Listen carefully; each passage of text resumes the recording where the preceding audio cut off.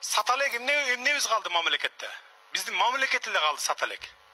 Баткенди саталы, бага албай калдык, коргой албай калдык деп. Кудай сактасын. Ошон үчүнчү мындайда көлдү, нарынды саталанда. Ай, урматтуу депутаттар, дастан прибыль берип аткан предприятие. Эмне үчүн сатышыбыз керек? А Мегаком боюнча болсо, Мегакомда сатпаш керек 49%. Мегакомдон күнүнө 2 миллион доллардын тегерегинде выручка түшөт.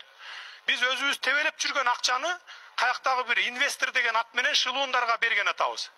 Артында мен мындай билем сыртынан, колунан кармап алган жокмун, бирок bir 4-5 milyon dolar çöntek kızıkçılığı için şunu satavız деп атат. Bunu satpaş gerek. Mamleket öz işletiş gerek. Anan ne şıltı da mamlekette. Bunun başkara turgan menajer yok. Anan işlet albayız, talatı üyeyiz, tonatı üyeyiz dep. Andım nege premier minister işlep atat? Ministerlerim nege işlep atat anda? Anda bardığın tarkatıp durup öyle hükümet investorlarga bermeyli.